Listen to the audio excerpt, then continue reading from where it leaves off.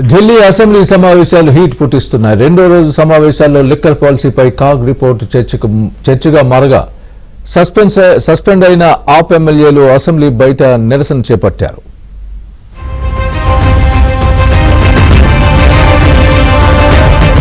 Delhi assembly సమావేశాలు మహారంజుగా నడుస్తున్నాయి.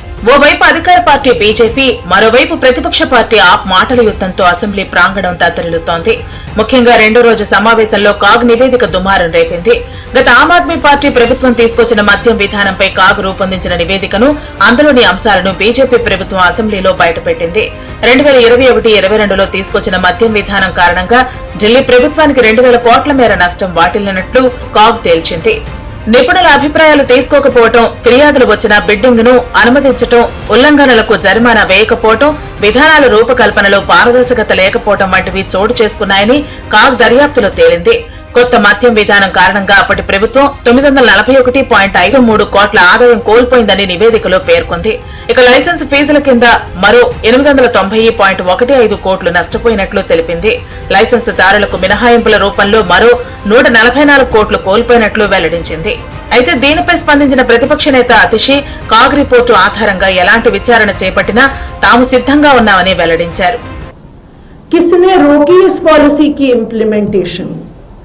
किसने ये 2000 करोड़ का सरकारी खजाना बढ़ने से रोका?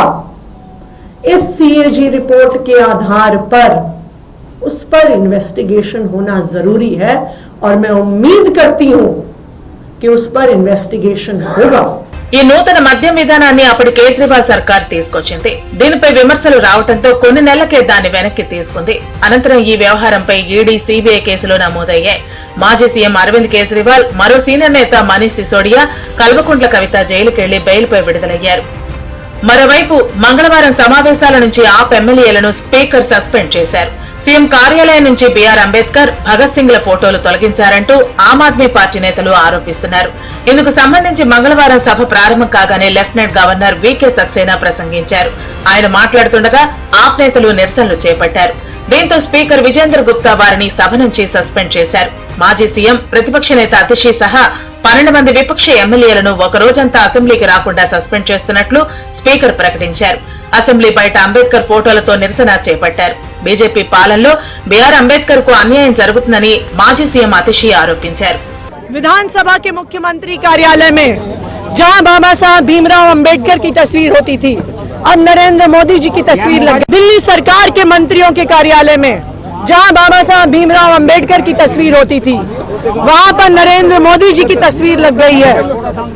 मैं भारतीय जनता पार्टी से ये पूछना चाहती हूँ कि आपको लगता है कि नरेंद्र मोदी जी बाबा साहब भीमराव अंबेडकर से बड़े हैं?